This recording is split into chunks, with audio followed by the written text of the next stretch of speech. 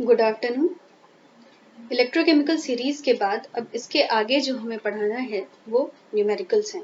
कुछ न्यूमेरिकल्स हम एग्जाम्पल में आपको समझा रहे हैं। ये न्यूमेरिकल्स आपकी कॉपी और नोट्स में भी दिए हुए हैं और इसके न्यूमेरिकल्स के बाद बाकी के न्यूमेरिकल्स आपको सॉल्व करने पड़ेंगे।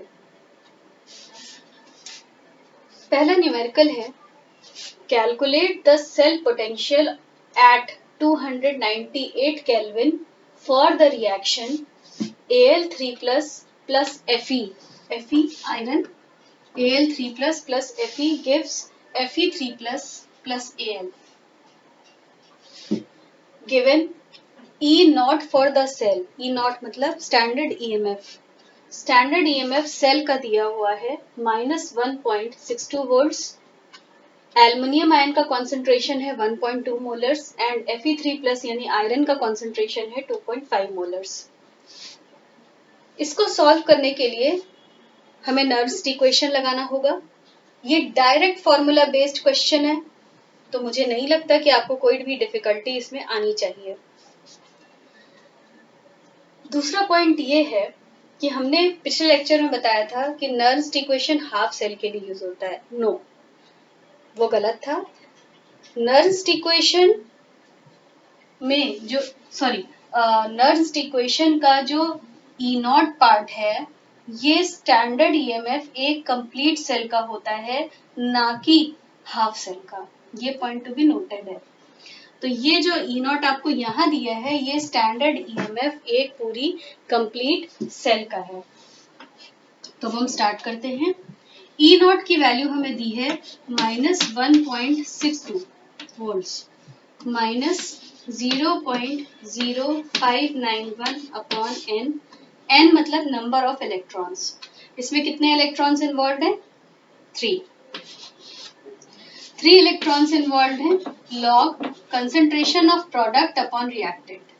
पॉइंट टू बी नोटेड, ये पॉइंट मैंने नर्व्स इक्वेशन में भी बताया था कि आप किसी भी सॉलिड सब्सटेंस का जिसपे कोई चार्ज नहीं है उसके लिए आप कंसंट्रेशन हमेशा यूनिटी या 1 मानेंगे और उसे हम यहाँ मेंशन नहीं करते हैं।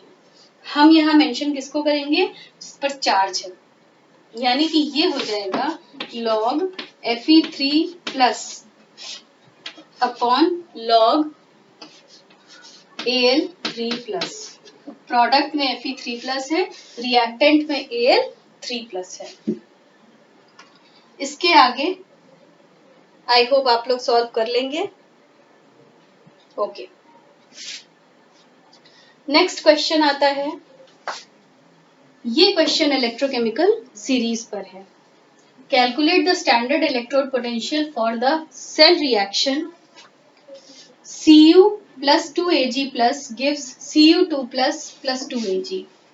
ध्यान से देखिएगा, इस सेल रिएक्शन में कॉपर ऑक्सीडाइज हो रहा है और सिल्वर रिड्यूस हो रहा है। आपको ये भी दिया हुआ है क्वेश्चन में, कॉपर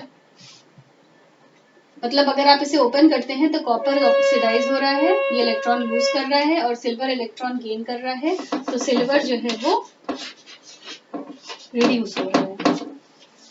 दोनों की एसआरपीज आपको दे रखी हैं। कॉपर के लिए दिया हुआ है 0.34 वोल्ट, सिल्वर के लिए दिया हुआ है 0.8 वोल्ट्स। अब आप ध्यान से देखिए, यहीं पर साइन कन्वेंशन का रोल है। कॉपर यहां पर ऑक्सीडाइज हो रहा है, ऑक्सीडाइज तो हो रहा है बट आपको वैल्यू दी हुई है एसआरपी की, यानी कि रिडक्शन पोटेंशियल की, और जबकि कॉपर हो रहा है ऑक्सीडाइज। तो ऐसे केस में आप क्या करेंगे? एसआरपी को एसओपी में चेंज करेंगे, यानी कि एसआरपी अगर 0.34 वोल्ट है तो इसका जो एसओपी होगा वो हो जाएगा -0.34 वोल्ट्स। आई बात समझ में? कॉपर ऑक्सीडाइज हो रहा है, आपको एसआरपी दिया है, आपको कन्वर्ट इसे एसओपी में करना है क्योंकि कॉपर ऑक्सीडाइज हो रहा है, इसलिए एसआरपी का आप साइन कन्वेंशन चेंज कर देंगे, ये हो जाएगा -0.34 वोल्ट्स। फिर आते हैं सिल्वर पे। सिल्वर यहाँ पे रिड्यूस हो रहा है, क्योंकि ये इलेक्ट्रॉन्स गेन कर रहा है। और आपको दी क्या है, SRP ही दी भी हुई है, मतलब सिल्वर रिड्यूस भी हो रहा है और आपको SRP भी दी हुई है। इसमें आपको कुछ नहीं करना है। पिछले लेक्चर में हमने आपको स्टैंडर्ड EMF निकालने का फॉर्मूला बताया, ESRP प्लस ESOP। उठा लीजिए, सिंपल है। SRP आपको मिला 0.8, SOP आपको मिलेगा प्लस माइनस 0.34। ब्रैकेट ओपन कर देंगे हम, तो ये हो जाएगा 0.8 minus 0.34 is equal to 0.46 volts. I hope ये पॉइंट आपको क्लियर हो गया होगा, और अगर नहीं भी क्लियर है या कंफ्यूजन है तो आप इसे बार बार सुनिए। जो रिएक्शन में आपको दिया हुआ है, अगर यहाँ ऑक्सीडेशन, लेकिन आपको दी है SRP की वैल्यू, तो आपको उसे SOP की वैल्यू में कन्वर्ट करना होगा साइन कन्वेंशन को चेंज करके।